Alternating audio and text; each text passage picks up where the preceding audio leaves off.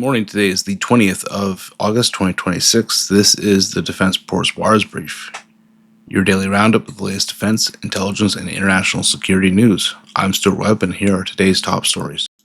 President Trump threatened Iran with new economic measures. Trump described it as the most crushing economic operation ever taken against any country. Trump also threatened to impose sanctions on any country that does business with Iran. Notably, this would affect China, Iraq, and Turkey. It is not the first time that Trump has threatened economic fury against Iran.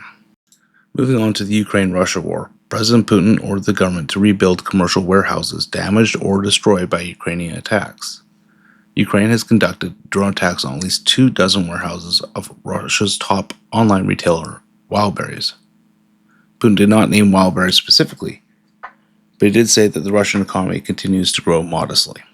Grain shipments from the Sea of Azov and the Black Sea have been reduced by 97% due to Ukrainian and Russian attacks on shipping and port infrastructure. Last year, Russia and Ukraine exported 7.2 million tons of grain in a month. Protesters have been demonstrating for over a month to reinstate Mikhail Fedorov as defense minister. But after Fedorov's announcement that there should be a wartime election, many of his followers are rejecting and criticizing his calls for elections. In Gaza, documents show that the United States will provide $206 million for a peacekeeping force. $200 million will go towards the International Stabilization Forces equipment, infrastructure, vehicles, and operational costs, and the remaining $6 million will repurpose U.S. armored vehicles to support that force. The full cost of the peacekeeping mission, of course, are unknown. After Israeli airstrikes on a Syrian airbase, Turkey's defense ministry stated that it will continue to support Syria's efforts to develop its military capacity and infrastructure. Israel struck the Abu Dalhura airfield 8 times after a Turkish military delegation toured the base for preliminary efforts to bring the military airbase back into service. In Sudan, 318 fighters from the paramilitary Rapid Support Forces defected to the Sudanese army.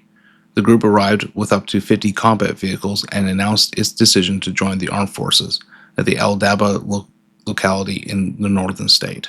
Lieutenant Colonel Musa Ali Ahmed, identified as the leader of the defectors, attributed their decision to what he described as a lack of institutional infrastructures within the RSF. Defections from the RSF have increased recently.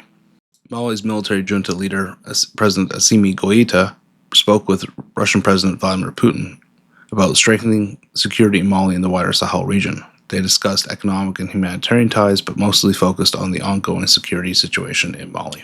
Moving on to North Korea, President Trump announced that he will meet Kim Jong-un later this year. Trump also revealed that North Korea has 57 nuclear weapons. Trump has been reportedly pushing his aides to meet with the North Korean leader. Trump claims he's been in contact with Kim Jong-un, something that Kim Jong-un's own sister, Kim Yo-young, was unaware of. Kim Yo-young also said that North Korea is focused on the U.S.-South Korean military exercise, and not that the exercise has been scaled down. She dismissed the shortening of the drills and said that the provocative, aggressive nature of the drills won't change even though their duration and size were reduced. Later, North Korea fired 10 short-range ballistic missiles. North Korea often fires ballistic missiles when the U.S. and South Korea conduct military drills. In Pakistan, security forces killed 5 terrorists in the Panjshir region of Baluchistan. It is believed that they were involved in robbery, extortion, kidnappings, and targeted killings. A large quantity of weapons, ammunition, and equipment was recovered. This is part of a wider Operation Radu Fitna 3 that is targeting militant threats in the region.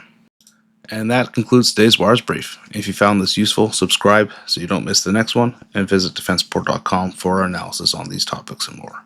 And until next time, have a good day.